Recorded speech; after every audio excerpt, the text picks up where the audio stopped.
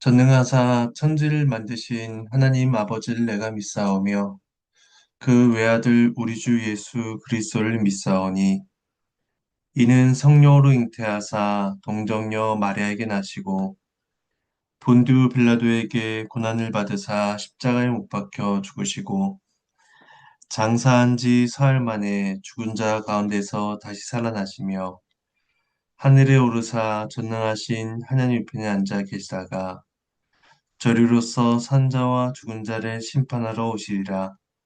성령을 믿사오며 거룩한 공예와 성도가 서로 교통하는 것과 죄를 사해 주시는 것과 몸이 다시 사는 것과 영원히 사는 것을 믿사옵나이다. 아멘. 찬송가 425장 찬송하시겠습니다.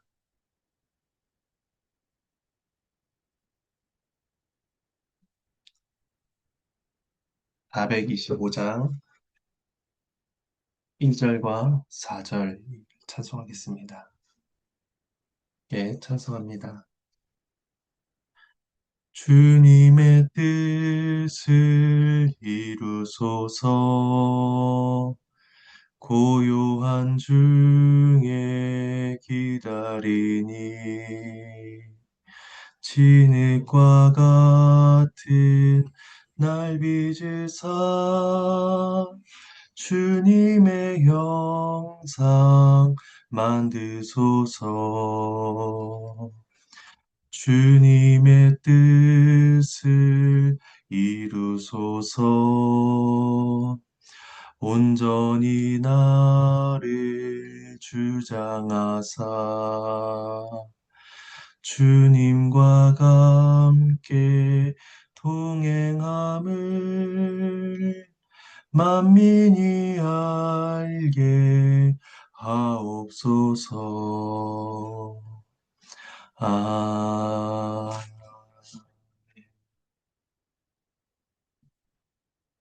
우리 잠시 기도하시겠습니다.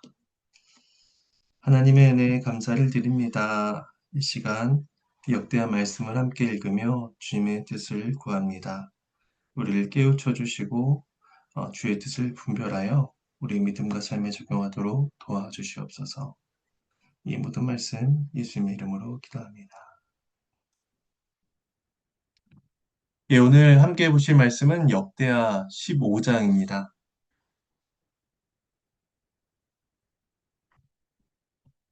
역대하 15장 1절에서 19절까지 말씀을 함께 나누도록 하겠습니다.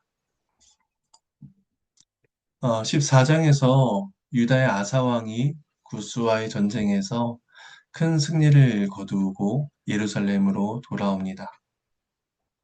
예루살렘으로 돌아오자마자 하나님의 말씀이 아사 왕에게 주어지고 있습니다. 하나님께서 이를 통해서 군사적 승리가 삶의 안주나 교만, 다른 어떠한 죄로 이어지지 않고 적극적으로 하나님을 찾고 구할 것을 말씀하고 있는 것입니다. 말씀을 통해서 오늘 우리의 삶에서도 하나님을 찾고 또 구하는 은혜가 있기를 소망합니다. 먼저 1절에서 7절까지 말씀을 봉독하겠습니다. 하나님의 영이 오뎃의 아들 아사랴에게 임하심에 그가 나가서 아사를 맞아 이르되 아사와 및 유다와 베냐민의 무리들아 내 말을 들으라. 너희가 여호와와 함께하면 여호와께서 너희와 함께 하실지라. 너희가 만일 그를 찾으면 그가 너희와 만나게 되시려니와 너희가 만일 그를 버리면 그도 너희를 버리시리라. 이스라엘에는 참 신이 없고 가르치는 제사장도 없고 율법도 없은 지가 오래되었으나 그들이 그 환란 때에 이스라엘 하나님 여호와께로 돌아가서 찾음에 그가 그들과 만나게 되셨나니 그때 온 땅의 모든 주민이 크게 요란하여 사람의 출입이 평안하지 못하며 이 나라와 저 나라가 서로 치고 이 성읍이 저 성읍과 또한 그러하여 피차 상한 바 되었나니 이는 하나님이 여러 가지 고난으로 요란하게 하셨습니다. 그런즉 너희는 강하게 하라. 너희의 손이 약하지 않게 하라. 너희 행위에는 상급이 있으리라 하니라. 하나님의 말씀입니다. 전쟁에 큰 승리를 거둔 직후 하나님은 아사를 통해서 아사 왕에게 말씀을 전하십니다. 아사는 앞서 구스 군사 100만 명을 물리치는 기적적인 승리를 경험했기 때문에 자칫 자신의 지도력이나 군사력을 과신하고 하나님의 은혜를 잊을 위험이 있었던 것입니다. 실제로 이스라엘의 역사는 하나님 앞에서 망각과 배신의 역사였습니다. 사사기를 통해서 그들의 모습을 생각해 본다면 사사기 2장 12절에서 이렇게 말씀합니다. 애굽 땅에서 그들을 인도하여 내신 그들의 조상들의 하나님 여호와를 버리고 다른 신들 곧 그들의 주위에 있는 백성의 신들을 따라 그들에게 절하여 여호와를 진노하시게 하였다. 믿음의 조상들 여호수아와 같은 조상들이 떠나가자 그들이 이내 곧 하나님을 잊어버리고 만 것입니다. 또 우리가 잘 아는 기드온의 경우도 그렇습니다. 기드온은 300명으로 미디안의 군사를 물리치는 놀라운 승리를 경험했지만 전쟁에서 승리하고 돌아온 다음에 전리품으로 에봇을 만들어 온 이스라엘이 결국 그것을 음란하게 섬기는 일을 행하게 됩니다. 이러한 하나님의 은혜에 이은 인간들의 죄, 반역, 이러한 모습은 사사시대의 역사이기도 하지만 또 동시에 죄 아래 살아가는 모든 사람들의 일반적인 모습이기도 한 것입니다. 아사왕 역시 하나님의 은혜로 구슬을 물리칠 수 있었지만 그러한 승리 이후에 얼마든지 죄 가운데 넘어질 위험이 있었던 것입니다. 그래서 하나님께서는 아사를 통해서 아사에게 말씀을 주시는데 그 말씀의 요지는 여호와를 찾고 의지하라는 것이었습니다. 아사와 유다 백성들은 하나님과 함께하고 하나님만을 찾아야 합니다. 만일 그렇지 않고 하나님을 버리고 떠나게 된다면 하나님 역시도 그들을 버리시게 될 것입니다. 이것은 하나님의 은혜에 대한 인간의 마땅한 순종과 의무를 보여줍니다. 하나님께서 이미 그들을 찾아오셨고 그들과 함께 하신 은혜를 베풀어 주셨습니다. 사람들이 의미로 하나님을 찾고 나아간 것이 아닌 것이죠. 그런데 그런 은혜를 저버리고 하나님을 떠난다라는 것은 하나님의 백성으로서의 합당한 자세가 아닌 것이었습니다. 그래서 신명기 4장 29절에서 모세는 이스라엘 백성들이 이렇게 명령합니다. 마음을 다하고 뜻을 다하여 그를 찾으면 만날 것이다. 그리고 역대상 28장 9절에서도 다윗은 솔로몬에게 이렇게 말합니다. 네가 만일 그를 찾으면 만날 것이요 만일 네가 그를 버리면 그가 너를 영원히 버리시리라. 그러니까 하나님을 마음을 다하고 뜻을 다하여 찾는 것, 그와 함께하는 것, 이것은 모세 때, 다윗 때, 이스라엘 역사 속에서 언약 백성들에게 요구되는 적극적인 믿음의 태도인 것입니다. 하지만 이런 명령에도 불구하고 이스라엘은 하나님을 찾지 않았습니다. 3절에서는 이스라엘에게 나타났던 세 가지 부재를 말씀하고 있습니다. 첫 번째는 참 신의 부재입니다. 이것은 하나님이 존재하지 아니하셨다라는 것이 아닙니다. 이스라엘이 하나님을 그들의 참된 신으로 인정하고 예배하기를 거부했다라는 것이죠. 그들은 하나님을 유일한 주권자로 인정하지 않았고 바알과 아셀 같은 우상들로 하나님을 대체해 버렸습니다. 두 번째는 제사장의 부재입니다. 하나님께서는 레위 지파와 제사장 지파를 통해서 율법을 가르치시고 하나님께 나아갈 수 있도록 그렇게 만드셨습니다. 그러나 제사장들과 레위인들은 부패하고 타락하여 세속적인 이득을 쫓았고 백성들을 거룩으로 인도하지 못했습니다. 그리고 세 번째 부재는 율법의 부재입니다.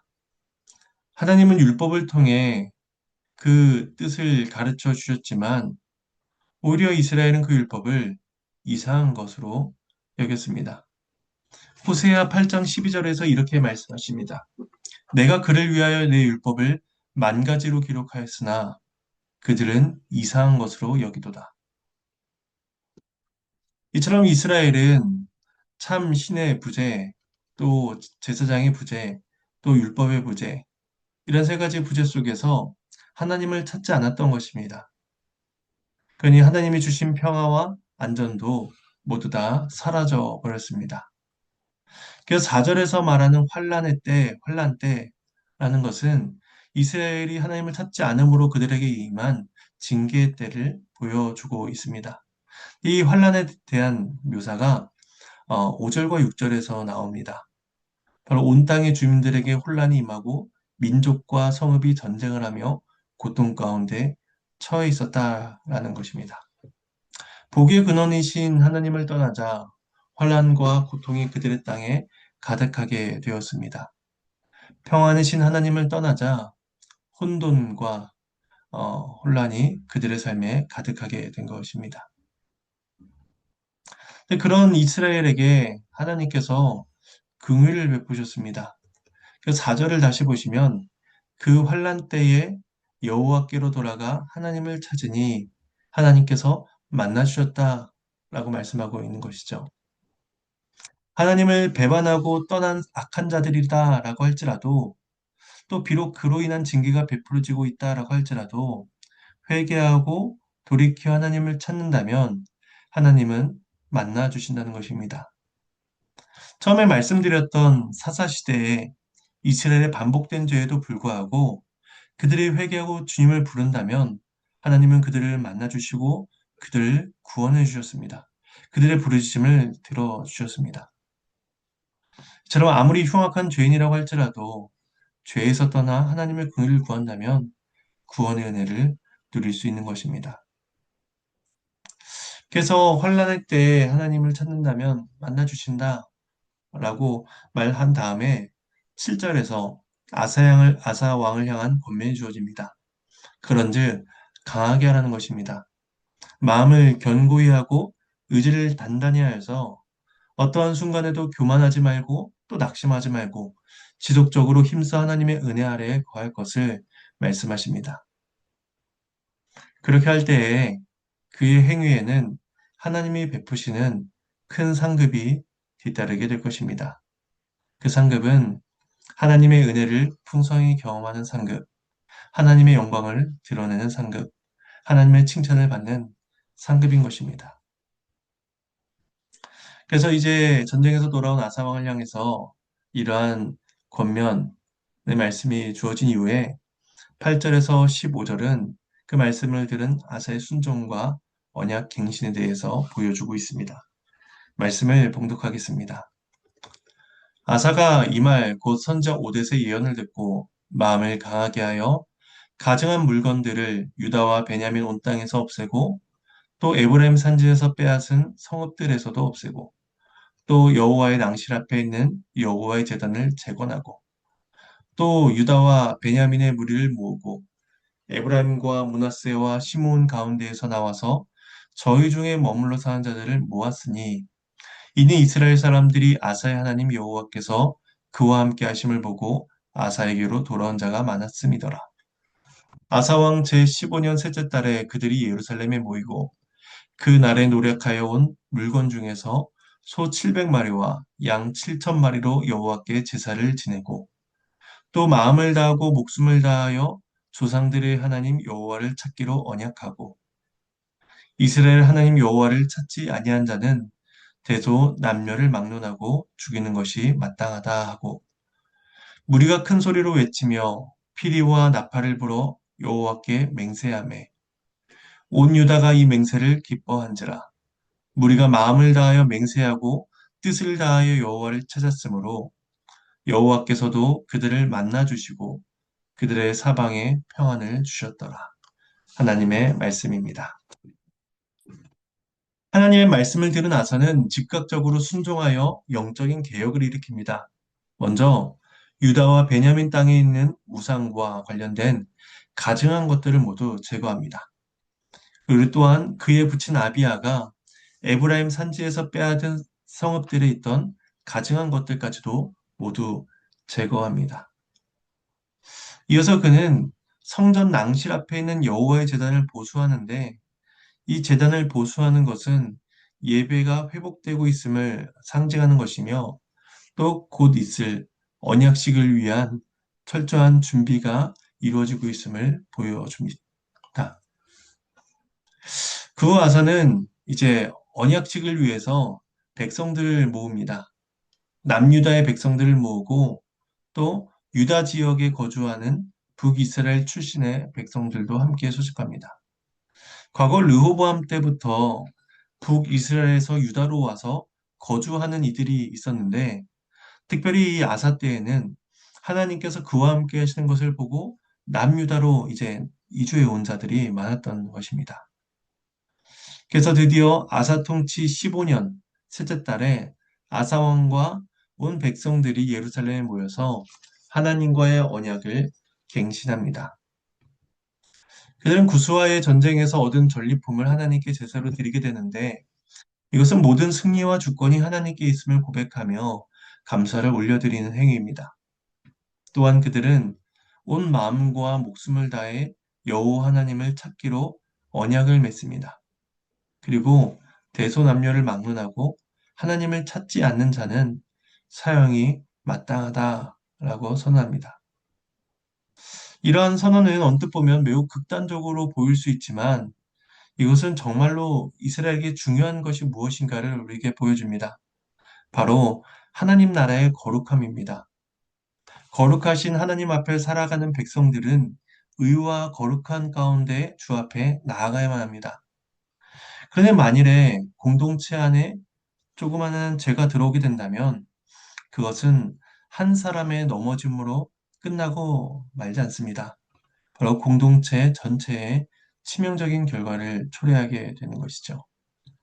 그러므로 하나님을 찾지 않는 자들에게 사형이 마땅하다라는 그들의 조치는 그 이스라엘의 거룩함, 순결함을 유지하기 위한 매우 적절하고 지혜로운 조치였다라고 볼 수가 있는 것입니다.